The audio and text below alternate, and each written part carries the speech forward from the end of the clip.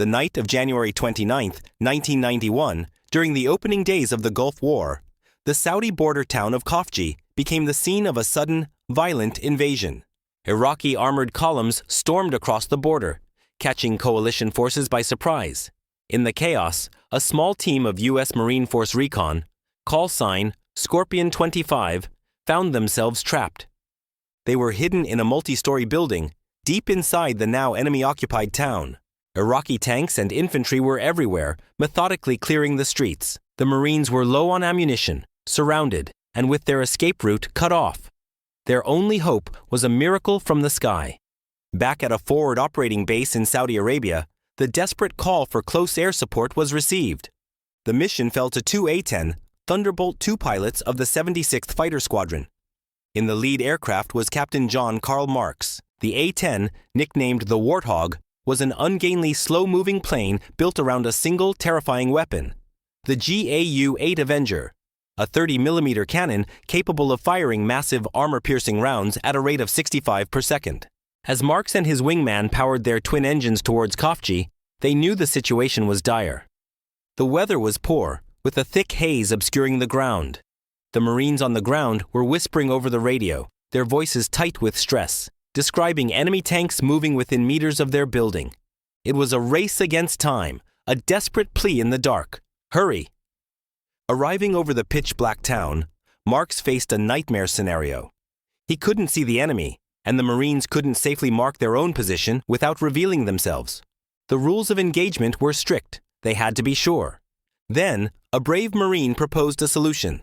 He would step outside, just for a second, and fire a single bright tracer round towards the Iraqi tank closest to them. It was all Marks needed. In the darkness, he saw the fleeting line of red light. He now had the location of both the enemy and the friendlies. "I have the tracer. I'm in," Marks called over the radio. He pushed the Warthog's nose down and began his dive. The Iraqis, hearing the low, distinctive brrrt of the A-10's engines, looked up in terror. At less than 1,000 feet, well within range of enemy small arms, Marks squeezed the trigger. The night erupted in a storm of fire. A solid stream of 30mm rounds, each as big as a bottle, lit up the sky as they streaked into the Iraqi column. The tank that had been targeted simply disintegrated. The ground shook with secondary explosions as ammunition cooked off.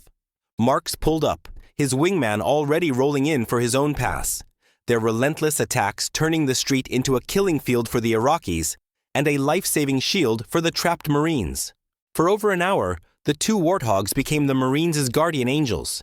They made pass after pass, their cannons roaring, their presence alone keeping the enemy at bay. When they ran low on 30mm ammunition, they used rockets and bombs, striking Iraqi reinforcements trying to enter the area. Inside the building, the Marines felt the concussive blasts and watched through their scopes as the Warthogs systematically dismantled the enemy force that had them surrounded.